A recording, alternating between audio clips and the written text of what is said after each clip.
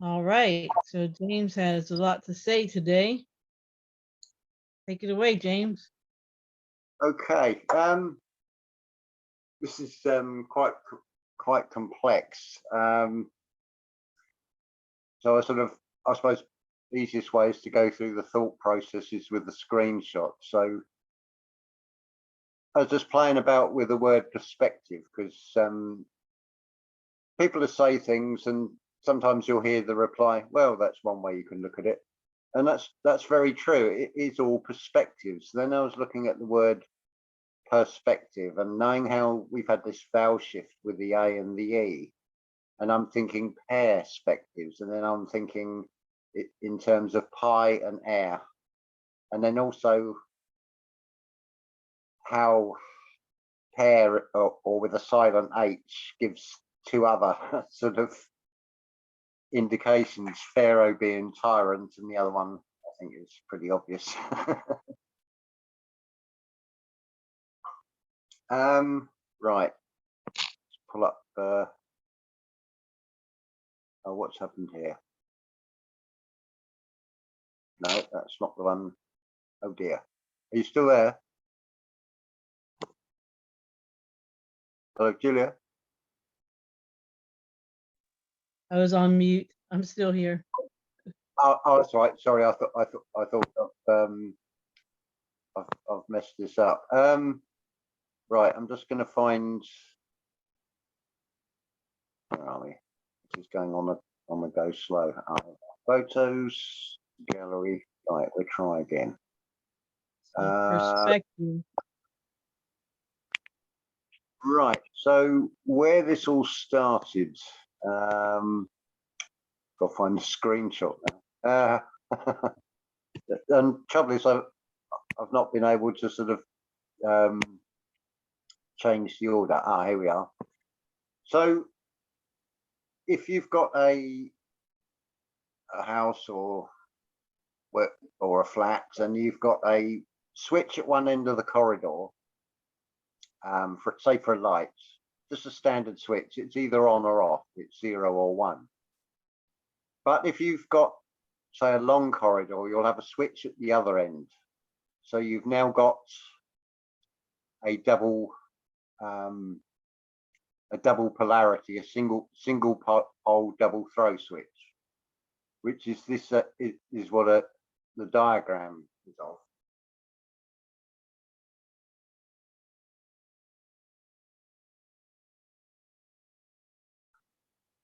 Now, hopefully this will slide along. Because what I found interesting with this was those 3 circles. And I'm thinking one brain cell, so, oh, it's not going to, it won't slide along to the next picture. That's typical. So I'll have to do this manually. Right, so we'll find the other picture. So that's a double pole, double throw switch, and gives you a basic idea of the circuitry. So basically, somewhere in the brain, you've got a double pole, double throw switch, as well as a single pole, double throw switch. You've got the 2 eyes, which are going to bring in one image, or you can close one eye and just see it through one eye. You've also got the mind's eye, and obviously how our perspective on things is a polarity, whether we feel joy or love or fear or hatred from it, or anything in the spectrum between those two. Also, that symbol as well, with the 1, 2, 3, 4, with the 2 triangles, I found very interesting as well. So I'll go on to another screen share. It's almost like air and earth symbols. Yeah, funny you should say that. That does. I've also got that coming up in a little while. Right. So where do we go next? And the colors too: red, black, yellow. Yeah. It sort of led me on to this. The Yggdrasil, the world tree in the Norse, and I thought that's sort of showing me a lot of things in that. So I'll go on to another shot. And you have this one as well. It's starting to become, I feel, to me, it's starting to become more apparent. The roots of the tree are like the optics at the back of the eye. And then I'll go on to another picture. Then this is the one that really did it for me. You've got your Yggdrasil being shown there. You've got, it looks very much like an apple. There's also, are we still supposed to be on the DP-DT switch picture? no. So, oh, it's not. What's happened here then? That where are we? Oh yeah, we're still on that. Right, so oh dear. Right, let's try again. Right, hopefully we'll get the right pictures up. Screenshots.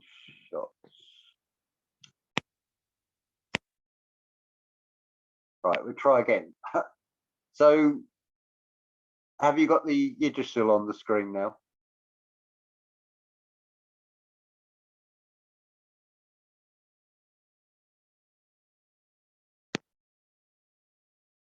Yeah, we got the tree.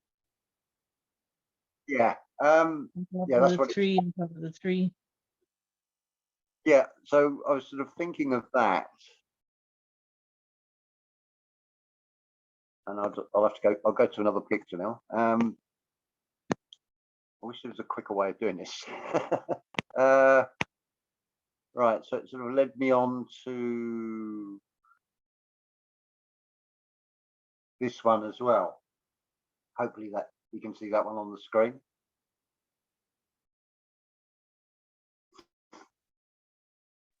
Yeah, more colorized version.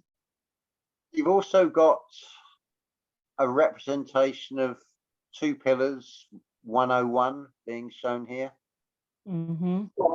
And I started looking at the bottom, the root part, because it's getting to the root of the thing, and then thinking about the way light goes into the eyes and it's going behind the eyes and going back into the brain, as it were, to the sort of deep recesses of our mind, you could say.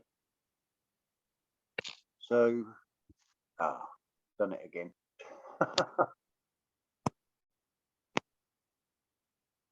Right, no.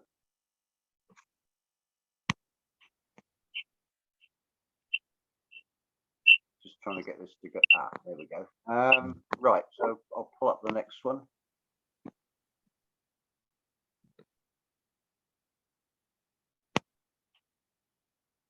Yeah, so the third one was this one, which I thought was fascinating. You've got basically you've got dielectric, magnetism, the toroidal field,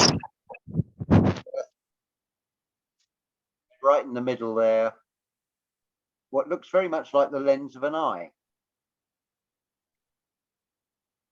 Yep. So, right. Oh, I've done it again. And that's kind of Levette's model of where we're at. Yeah. Yeah, I've reached the same conclusions independently about this with the eye, which actually leads on. Oh, just one more picture as well. I'm thinking also in terms of sun eye and moon eye, and it seems like to be expressing like a yin and yang in this as well.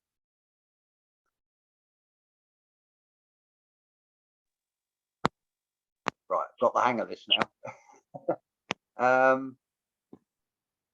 And so the next picture, I started to look at the eye. And if you look at the red at the back, sorry, at the bottom of the picture, and notice the way it sort of cradles. So it's like a U, or it's almost like shown in the Egyptian, the sort of thing that holds the sun disk above the head of one or other deities. You've got this lake in the middle as well on this, the sort of iris. And then just going on to another picture.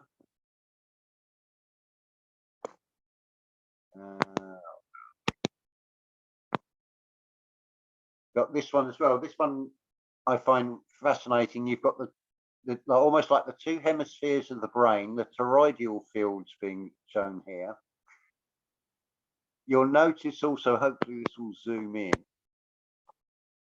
you've got the visual axis and the optical axis. You notice they're slightly different, and when we're talking about true north and magnetic north, that sort of reminded me of that as well. Yeah, that's crazy. Yeah. Oh, was this another? Yeah, this was another one. This is one of the ones I started with this screenshot. So I left the time on I there. like the numbers on here too. It's basically 888. Yeah. I thought I've got 88% on my phone as we speak. The time I've got is 14:13. So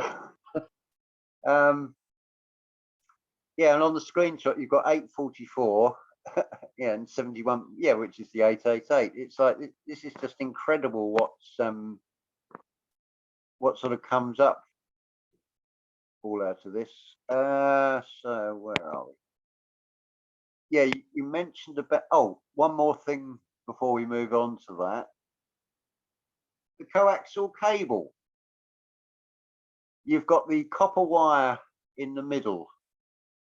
So I would take that to represent the pupil, the black part in the center of the eye. You've then got the insulation, and now you've got this copper mesh, which I take to represent the iris.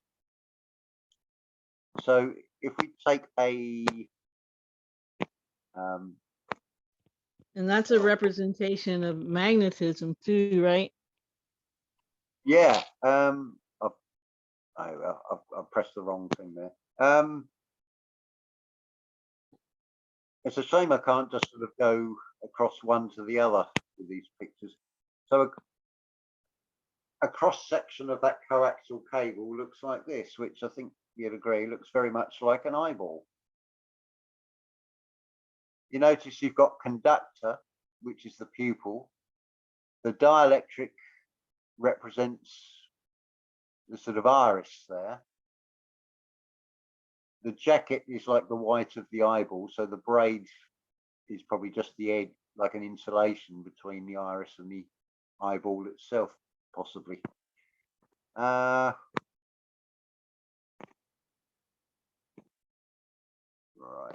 and where should we go next?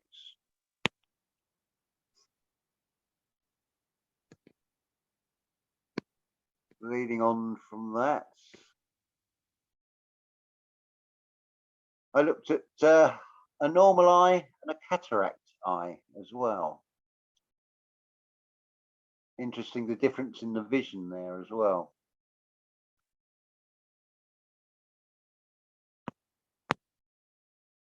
And then leading on from that,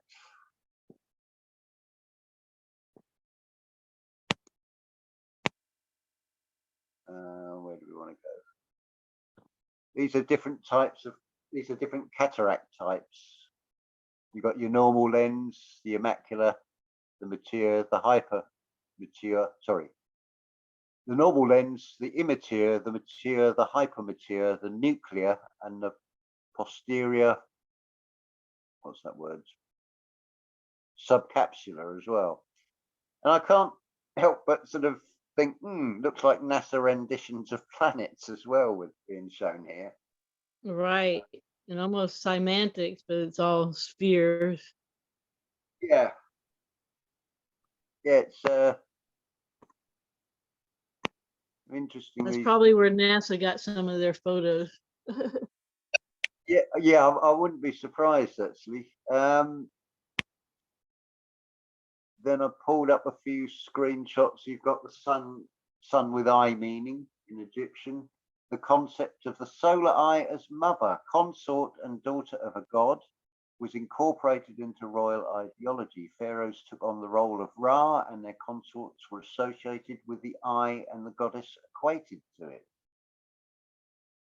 which seems to be the right eye, and the left eye is the left eye is the eye of Horus. And on that sort of bottom left illustration, it sort of almost resembles like the cataract again.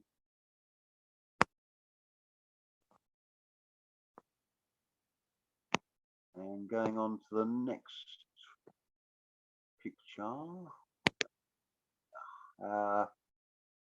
Yeah, so the symbol of the eye with moon and stars, which symbolically I think is showing a lot. I see also these things called floaters on the lens of the eye, or on a sort of dome over the top of the eye. You could sort of almost interpret them as being like craters on the moon and being associated with the moon eye.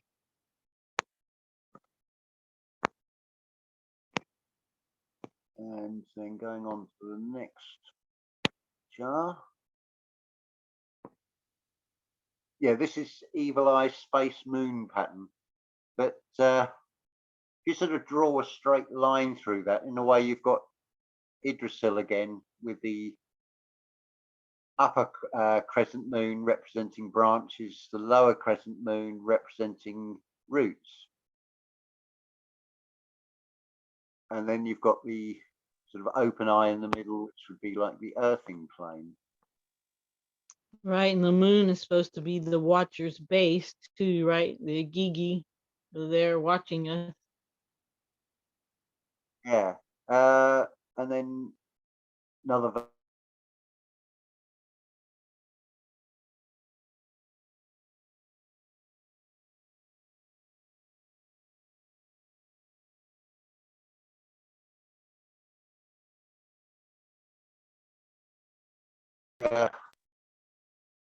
A double-ended trident with those two crescents as well, as it were.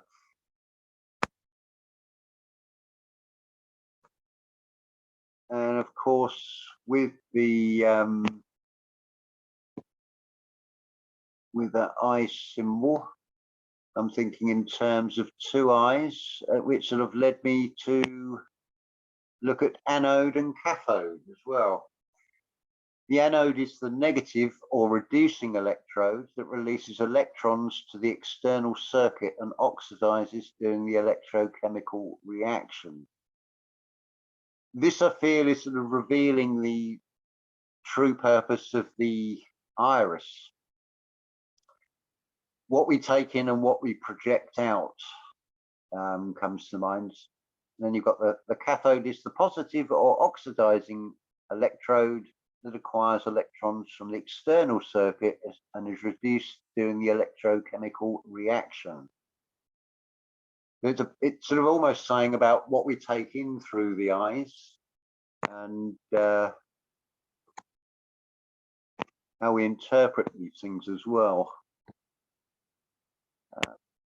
Right, let's go on to. There's a few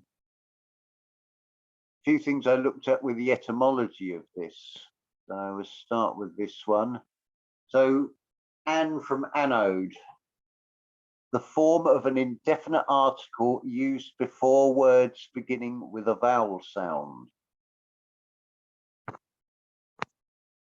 And moving on to the next one.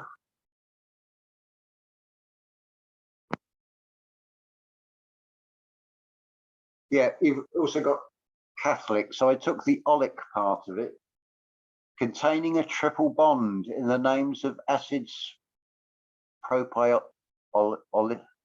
even say it, propiolic acid, two containing hydroxyl and carboxyl in the names of hydroxy acids, alionic acid. So it's sort of, you could sort of see it as a 3-in-1 being expressed in chemicals there. What's the next one on the list? That's that one. So you've got anode and cathode. Well, an ode is, one definition is a lyric poem, typically one in the form of an address to a particular subject, written in varied or irregular meter. A classical poem of a kind originally meant to be sung. So hymns and praise to the Lord and things would come under this.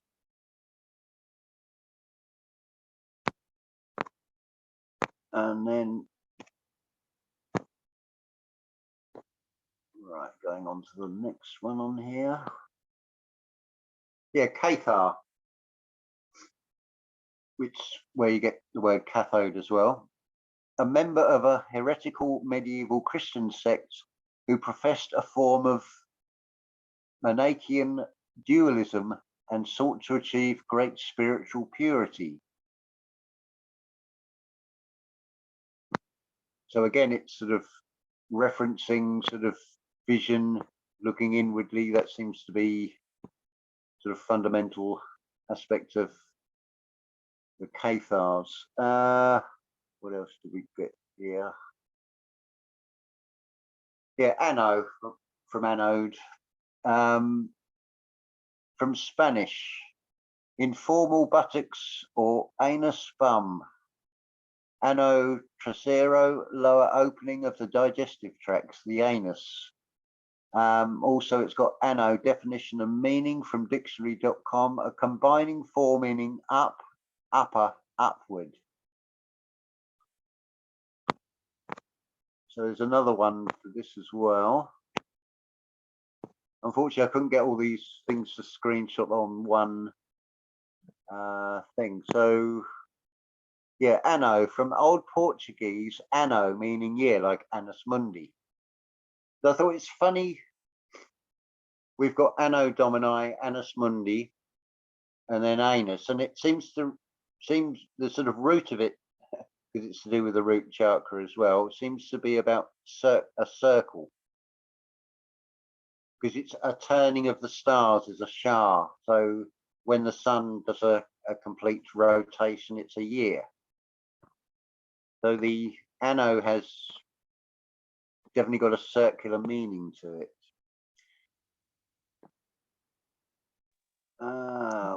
That's really interesting about the circles. Yeah. So going on to the next one. Oh yeah, this is Gospel of John. All things were made by him, and without him was not anything made that was made. In him was life, and life was the light of men. Now I'm thinking about pupils of the eyes in this perspective. And the light shineth in darkness, and the darkness comprehended it not. There was a man sent from God whose name was John. Now, in this story, John is beheaded and delivered on a silver tray, which represents the moon. Then further down, it says here, the same came from a witness to bear witness of the light, that all men through him might believe.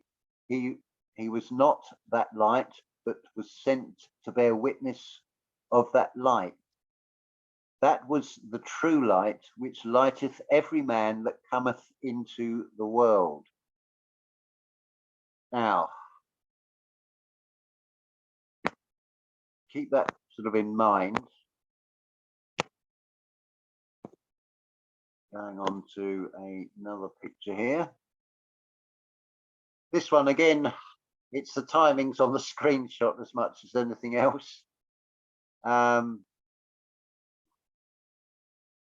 it's I have three eyes. It's blurry on the screen. I think it's two to watch, one to see, I think is the saying. So there's more than one. There's more than just the two eyes being sort of referred to in all this as well. So let's see. Let's go on to the next picture. So you mentioned about the elements. Well, there's the symbols for the elements. Now, if you put all four together, you end up with the ether. The ether. Now you'll have to imagine. Now, if you put those on the ether symbol, if you put the rear triangle and you join those lines up, you're obviously going to get the hexagon. And going on to the next picture. Lost my space. Where are we? The trouble, these have come out in a pretty random order. But here's another representation of those symbols. Note the ether, what you've got there. You've got an X and you've got a cross within a circle. It's also very much showing the red lines of a Union flag for the United Kingdom. But it's also showing something else. Going back to that, there was nothing made that was not first made. Keep in mind that ether symbol. I'm going to show you something now. And I feel this is something not sort of been looked at quite in this way. That's an aerial view, a drone footage of the Great Pyramid of Giza. And you'll see it's got the X, and less apparent is the cross as well. But I've done a sort of an overlay to show you've basically got that ether symbol again in this. You can also, where I've done the red lines, it's almost like a star or like the sun with the rays coming out. So I feel what circling the square when you. Yeah, I feel that you've also got that biblical verse is being expressed. I feel that everything in this reality, there has to be a basis, and it all seems to be human physiology. Even the Great Pyramid seems to be no exception, and it would make sense if you've got Enki as the creator of humanity, who has fused chromosomes together. I think it's chromosome 2, and you've taken bits of one thing, you've taken bits of something else, and you've fused them together. You would know a sequence. So the sequence that is in that Great Pyramid of Giza, I feel, is also in our DNA, and this is why there are increasing numbers of people who are starting to question things, starting to go through what is called an awakening.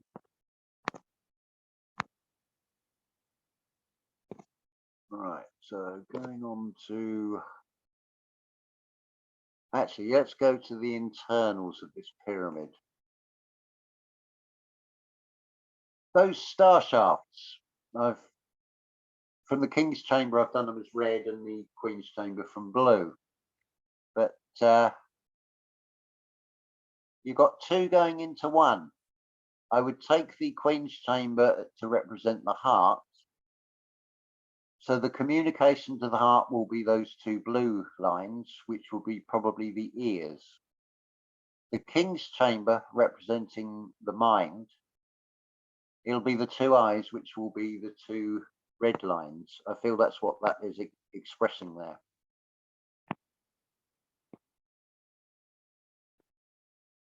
Where next?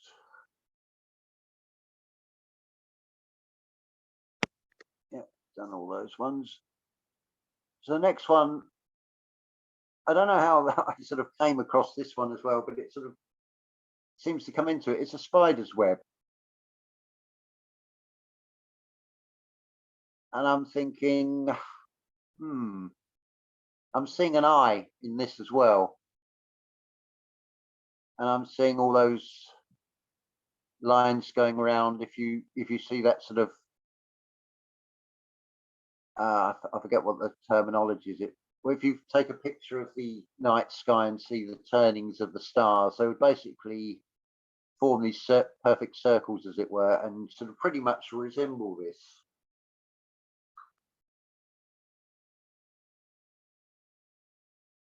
And you could almost say you've got these sort of white in the middle there, represents the pupil of the eye. But we're in a realm of duality as well. So I can't help but see this is being shown as well. It's not difficult to picture. If you turn that on its side, you sort of basically got the same sort of eye being expressed. You've got, as you look at it now, you've got the sort of the two arcs which sort of represent the going back to that other image with the sort of images of the lunar with the crescent moons top and bottom. It seems to be expressing that. It seems to be expressing a cross as well. You also got 4 crosses with the intersection of those 2 arcs. Sorry, the 4 arcs. You've got the inward and the outward within that circle as well. I feel also this is what is up in the sky, something similar to this, probably more like the spider's web, a worldwide web of sky tracks up in the firmament, as it were. And going on to the next picture. What was that symbol from? I put in I think I put in web, or and it comes up as a logo. And I thought logos. I thought I thought that's interesting. Then I've also looked at there's a double tetrahedron, and you can also see you've pretty much got, if it was a two-dimensional picture going around the outside, you've basically got the hexagram again.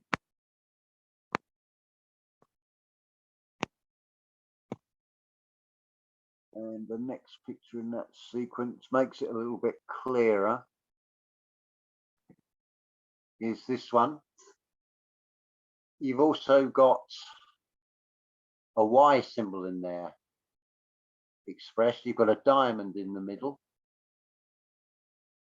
But the thing with this is like, well, hold on, we've got 2 3-sided pyramids here, not a 4-sided pyramid. But I also found this one. I thought interesting as well with the time and battery percentage of this one. You've got 1 2 3 8 and 8 3. But that is a I've missed a bit off the bottom of it. It says something about a double tetrahedron expressed as one, as it were. So hence you've basically got the pyramid again. And of course you've got the 5 points on this as well. If you were to view it from above, form an X again. And then finally in this sequence of these shots is this one, which is sort of within a cube, which sort of seems to encompass and show pretty much everything, as it were. I thought that was quite an interesting sort of representation of the same thing. You've got pyramids and all sorts, all expressed in that within a cube as well. I feel that's pretty much what we're in, right in the middle of it. If you think about, if we're on an earthing plane, and the land part is like the iris of the eye, we are specks. And in terms of a physical, measurable expression compared to sort of the universe, we would be very tiny specks as well. But things are always backwards because we are actually the other way around. This is a world of Maya, a world of illusion. What was the other thing I looked at here? Oh yeah, anabolic. That was the closest I could find to, whereas you've got Catholic, this is the closest I could find that's starting with the ana or the an, which is anabolic.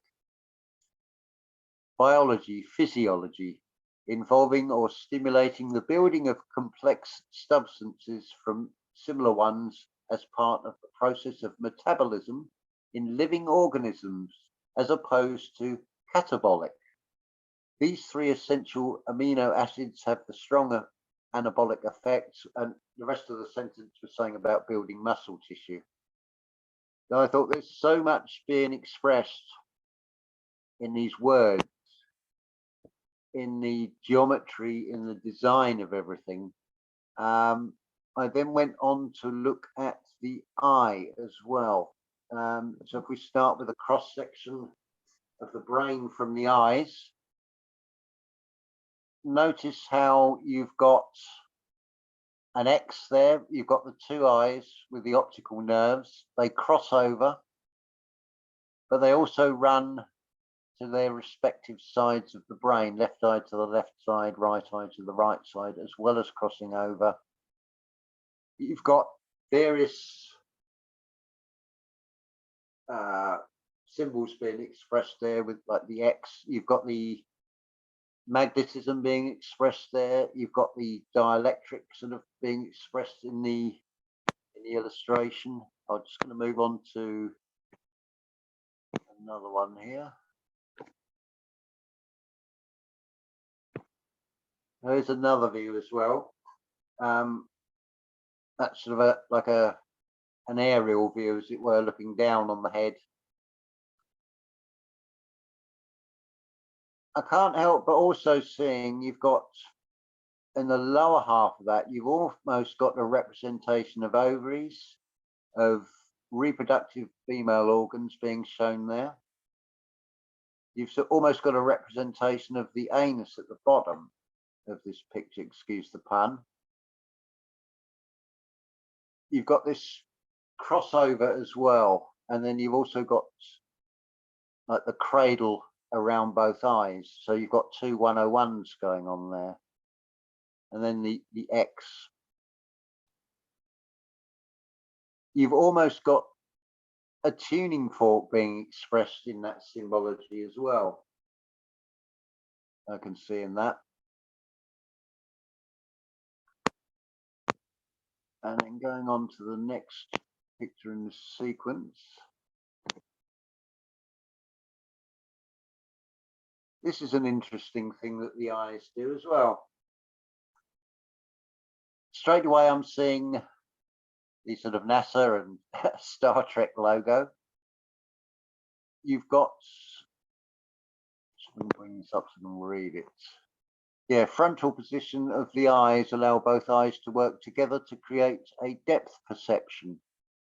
So between the sort of true north and magnetic north expressed in the eye, and you also got the symbol of Earth on the left there as well, the cross within the circle. These things always come back in circles. So the eyes work with a point of perspective as well, and a point of depth to be able to come to an informed decision between what they're both seeing. And a further picture on this is this one here, stereoscopic vision, and all that closer. Because the pupils and fovea are 6 to 7 centimeters apart, each eye receives a slightly different image.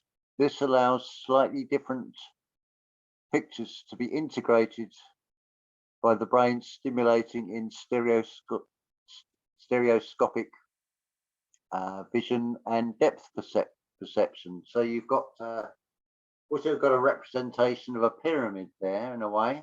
You've got a representation of a triangle and a cube being shown in that case. That sort of concludes these sort of images. Just the various bits I've sort of looked at. I'm going to go back to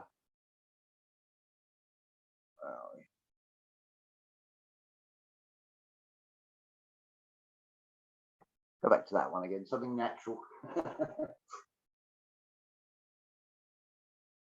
It's that saying, oh, what a tangled web we weave. Depending on what we see, the eyes, and how we interpret things, and our perspectives and our perception. There's the depth perception, so that can be applied to looking for deeper meanings in things like biblical verses and things, for example, rather than taking things at face value. But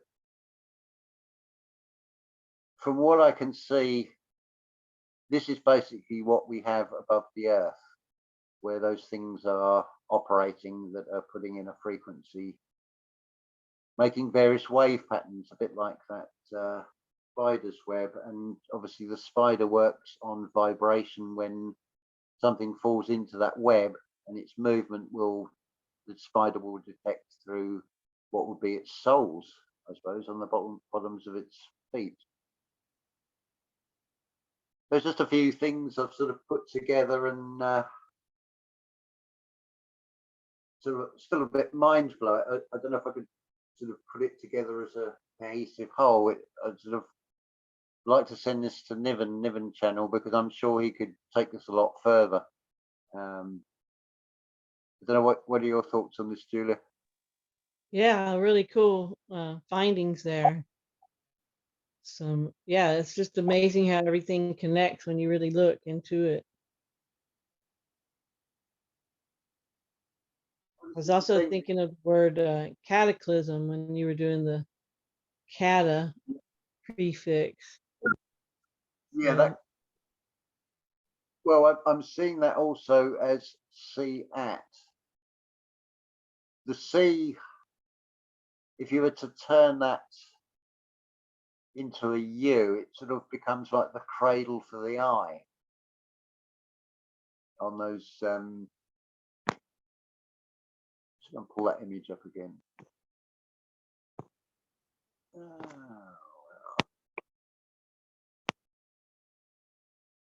Yeah, so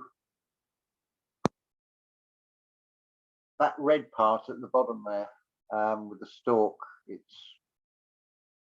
almost like a Y or a U. It's got the disc in the middle of it, that sort of blackness in this one.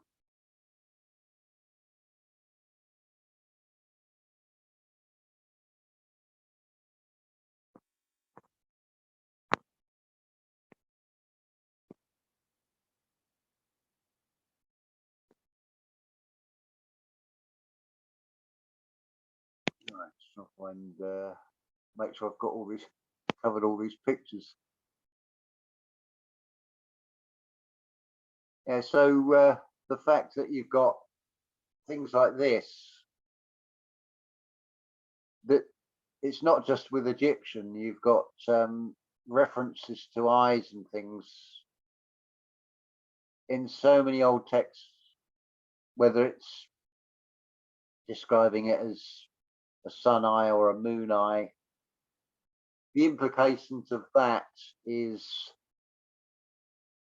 if our eyes are taking in through the pupils and electronically interacting through the iris, what about the sun and the moon and the other planets and their sort of electrical input into the field? Because if we have an informed field, well, I should imagine that these things will also have, because everything seems to follow blueprint designs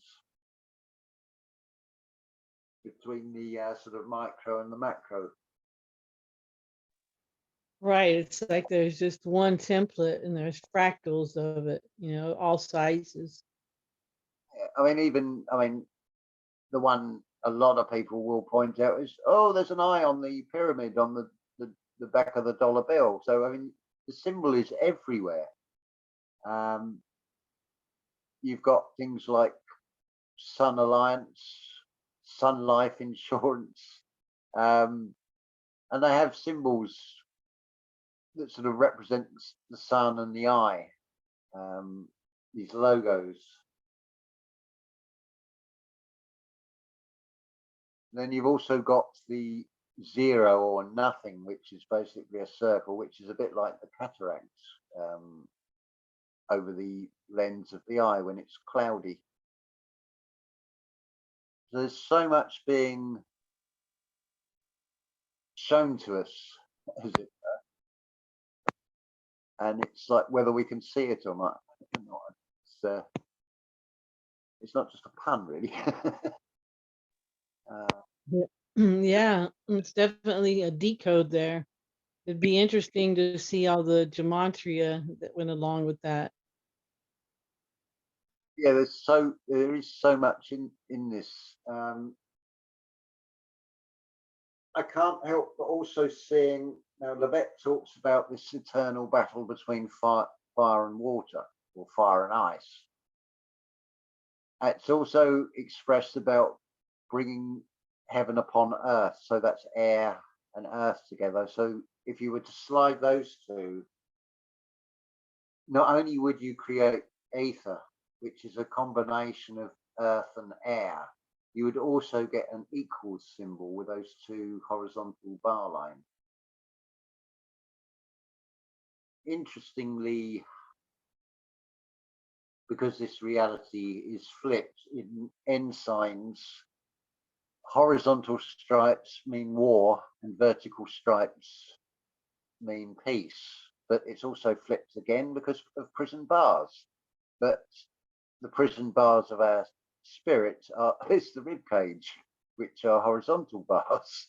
So we're in this continuous duality with these two eyes as well.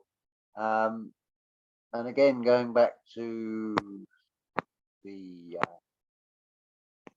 Great Pyramid of Giza, I'll pull up the schematic again. With those shafts, with those casing blocks,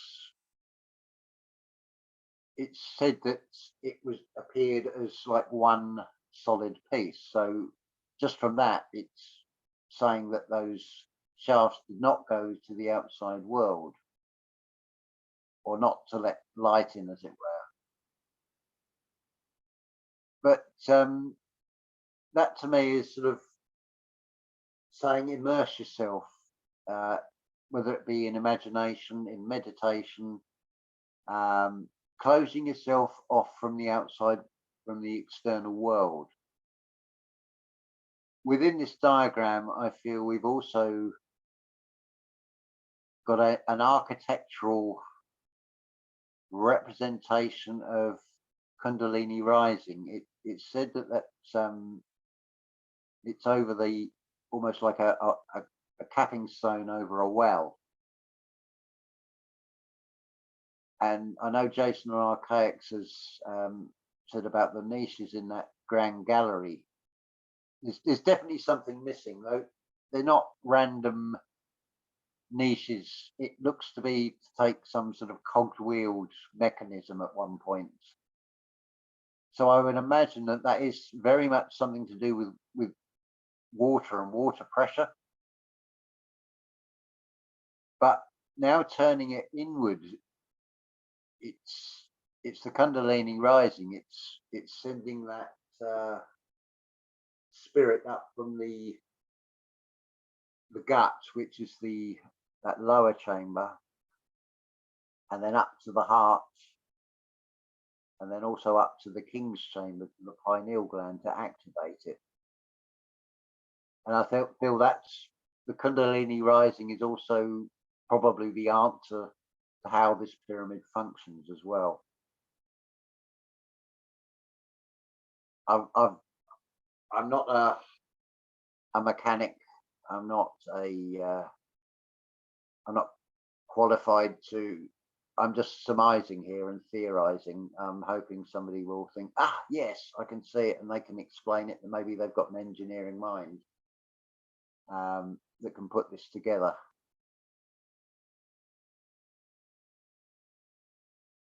But it's certainly something else I've noticed. If you take the outside edge of the top of that pyramid down as far as those two, the first two shafts, one on each side, I can't help but see square and compass being shown there as well. And I understand that that symbol is at the same angles as this.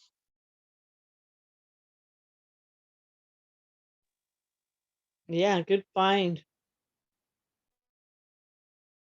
This all started with thinking of single throw and double throw pole switches, and then it was, I think it was Niven on it, something he showed on his channel, and then I just started thinking of, I thought it just came round to thinking of Yggdrasil, and then thinking about the human eyes and looking at the schematic, and it's like, well, what if I turn that inwards?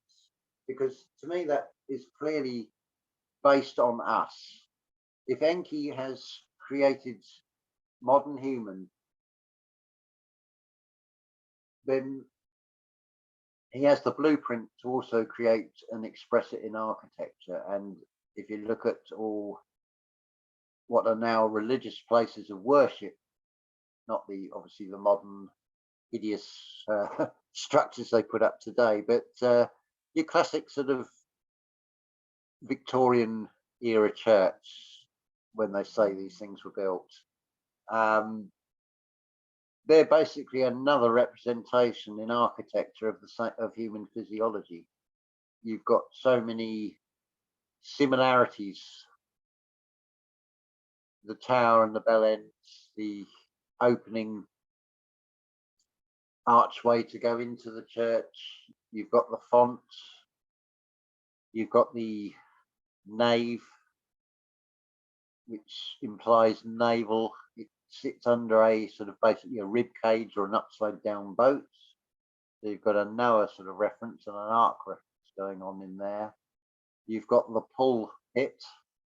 Then you have the chance L, and you have that magnificent organ with many windpipes, whereas we have many organs and one windpipe.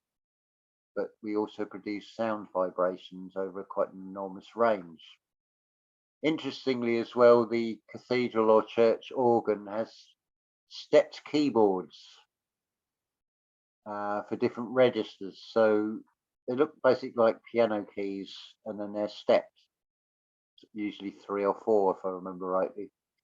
And obviously you've got stops and things on either side of the actual keys to change the sounds with an organ. But I just feel that this all ties in together. So I'm hoping this will, well, actually I'm going to make not exactly a prediction, but I'd be pretty certain that there'd be somebody else, at least one other person out there in this world, who's probably come to the same conclusions, who probably doesn't even know of air channels. And I think it'd be interesting to see what comes out on the web, because the universe will respond as well. It certainly does. The more you look, the more you find, and it's just from thinking of single and double throw pole switches, we've come to this. And that being an electrical item, I can't help think that brain waves are electrical. That King's chamber also looks very much like a spark plug in that illustration. It almost looks like a bell tower on that's on the side of a church building as well. There's far more to this. I'm just scratching the surface. I know it.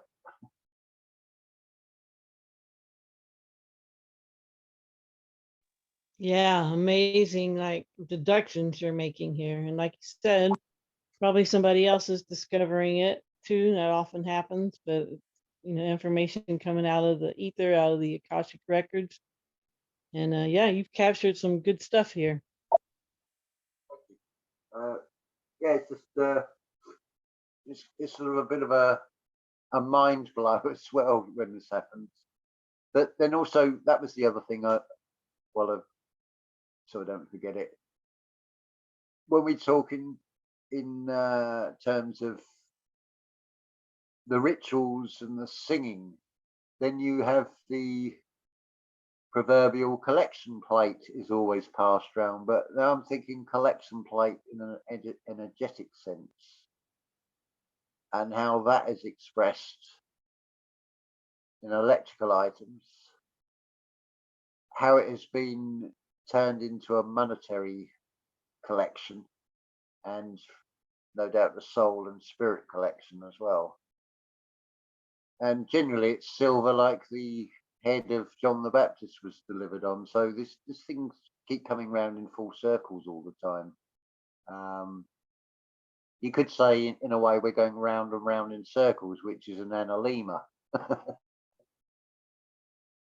And it goes back to the eye too, right? Yeah, well, if you look at the pyramid from the top, let's go back to that image again.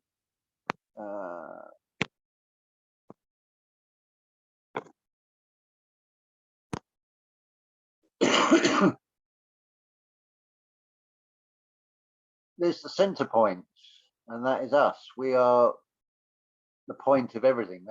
That what is the point of life? We are the point of life. It's everything radiates out from us. We're micro versions.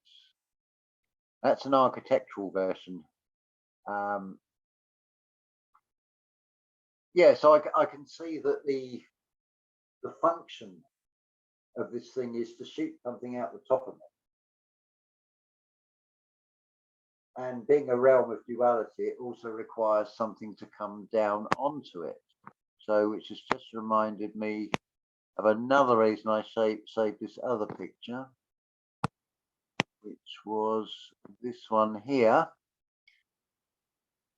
Now, if you look at the top of that, it's spoken of as like Mount Meru and these waters, these clear waters that are coming out from within. But if you're to reverse that, think of something coming down like a cornerstone, a chief cornerstone on top. That the way that sort of dips inward is it sort of almost implies that it's drawing something down as well, and things being sort of dielectric and magnetic. There's definitely far more to this. But it's a step in the right direction anyway, I feel. And I'm also thinking now about a song called Orgon Accumulator by Hawkwind. I've got an orgon accumulator and it makes me feel greater. It's no social integrator. It's a one-man isolator. It's a back brain stimulator. I'll see you when I'm through with my orgon accumulator. That's the lyrics of the song. Well, that's great. And it's also referenced in a Kate Bush song called Cloud Busting, would you believe? And the opening line is, "I still dream of Organon." It's the name of a building that story is based on the man who came up with the rainmaking machine. Right. Orgon bubble. Yeah. So much ties into this. Then I can't help but thinking how this material and virtual material reality has given us things like Google Cloud, and it's all about the veil. The anagram of the word veil, you've got vile, evil, Levi. All these things are just so interconnected. Nothing is separate from anything, but it comes back to there is nothing made that was not first made. So There's nothing we can think of that hasn't already been thought of. So we're really just piecing things back together because we're inside this thing, and we're trying to, like we're looking at the screen, we're trying to look at it from the perspective of being on the outside of it. But I feel Maybe that's what Humpty Dumpty is about. yeah. Oh, another thing while I think of it, and the two games that come to mind are Mario Brothers and Sonic the Hedgehog.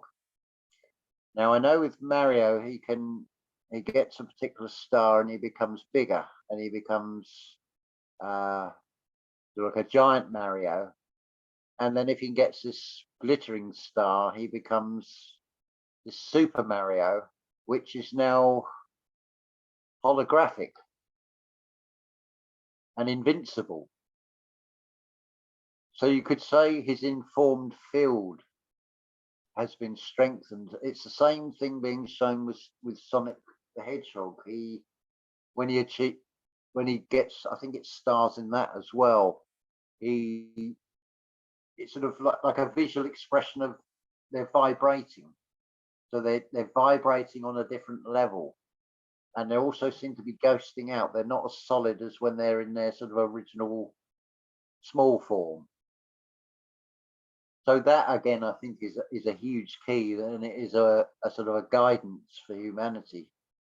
Because I wouldn't rule out computer games or anything.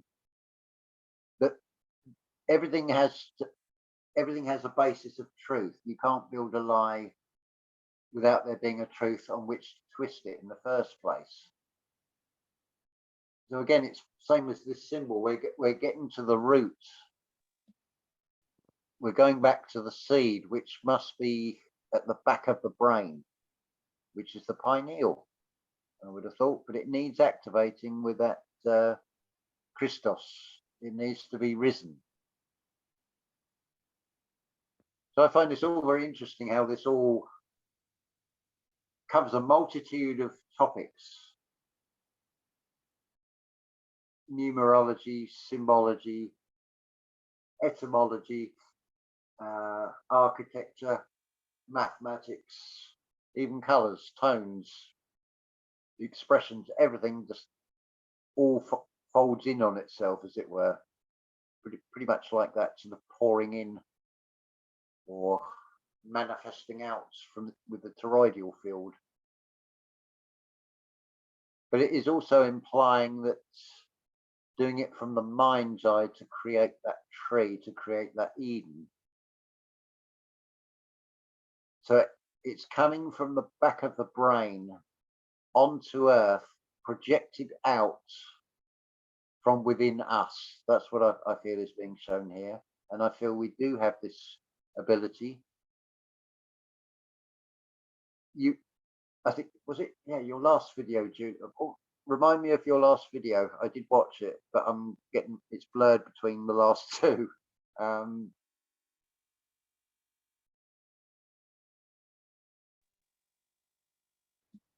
trying to think of what it is too. Oh yeah, comfort versus growth, basically. Yeah, I feel it's a balance between that. It's before you can get comfortable with something, you have to make it part of a routine. So same as new information, it's got to be digested. But a bit like flat Earth, it's a stepping stone. It's like, don't just stop there and then start telling everybody else is wrong and the Earth is definitely flat. Not wishing to pick any particular group out, so sorry if it offends, but tough, because that's in a feeling. Don't like the words that have been said, but it is very much going into a comfort zone, but then not staying there, because it's then taking the next step. And pretty much every day, and I think, well, we all do to varying degrees anyway, is stepping into the unknown. But this, I feel, is also, we're encouraged to look externally And we're bombarded with so much external, particularly news and media. And then there's that interaction with the eyes. So again, I can't help but think about how significant I feel the iris part of the eye. I remember years ago hearing the expression about remove the rod from the eye. And I'm as a child, I get this picture of basically like a scaffold pole, and I'm thinking, or remove the plank from your eye. And I'm thinking, that's ridiculous. You're not going to get a floorboard in someone's eye or take it out of someone's eye, maybe a splinter, but then hearing it in not in a material way, and looking or hearing in a deeper way at that, and then seeing that, hold on a minute, we're talking about energy here. Energy in this reality is normally electrical and flows through wires, and that's what then led me on to all like the coaxial cable. But that's interesting as well, coaxial. So like we're co-creators, so you have an axis, but now we are a coaxis, as it were.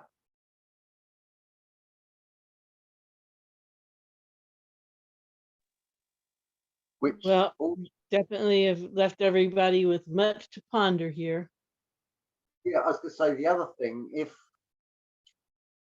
Jason's right, now you've got the, like on this representation, Mount Meru, the North Pole, would be right at the center at the top, that sort of tree.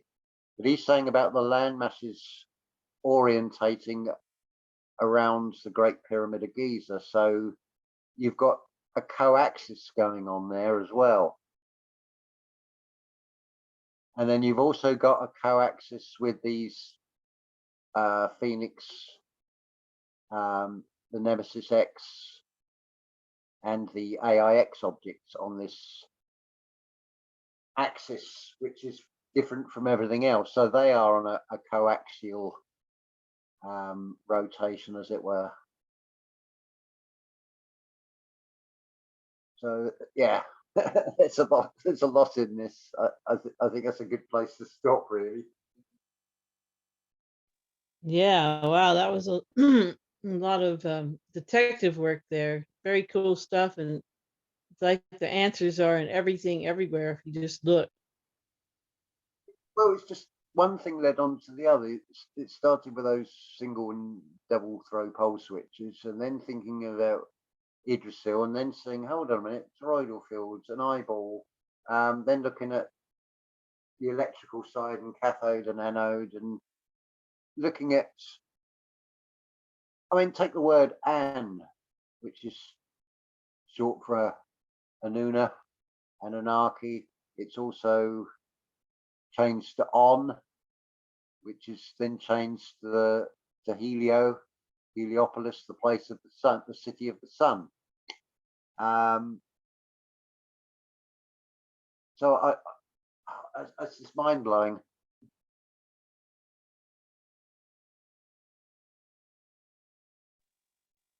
Yeah, no doubt.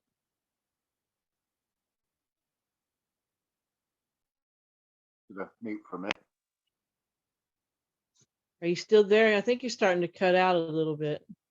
Yeah, I just muted because I thought I could feel myself starting to cough, so I thought I didn't really want to do it on the recording, as it were. But yeah, that's thank you so much, Julia, for making this possible. Me being a sort of Yeah, thanks for sharing your rabbit hole with everyone. That's pretty cool. It's nice that you took all those screenshots and shared that so people could add to it and let you know what they think about it too. So thanks for doing that. well, quite literally and figuratively, you could say it's just a perspective. Yeah, but very interesting, and yeah, there's a lot of, like you said, everything has truth in it. Yeah. But, well, everything has to start somewhere, and the further back you go to the oldest records, they all seem to comport and agree. And the more this is like the expanded consciousness and your informed field. The more you sort of look at, and I don't think you necessarily have to go that deep. It's just once you can see the pattern in things, the rest just falls into place. And some of this is experience, because it's like, what led me to go look at that, and then what in my mind then said that idea that then popped in to look at something else that ties into it. And this is just incredible where this just goes. So I thought I'd just run with it and just see what happens. And this is what I came up with so far.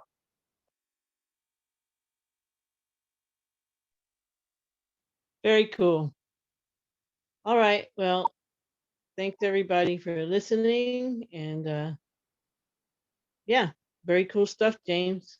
And I guess I don't know. I guess I'll put this on my channel too. So I'll do my Yeah. typical sign off and tell everybody to have a good morning, afternoon, or evening wherever they are, and always to focus on what you want and help others if you can. We'll talk to y'all next time. Ciao, ciao. Bye, James. Thanks very much. Thanks for listening.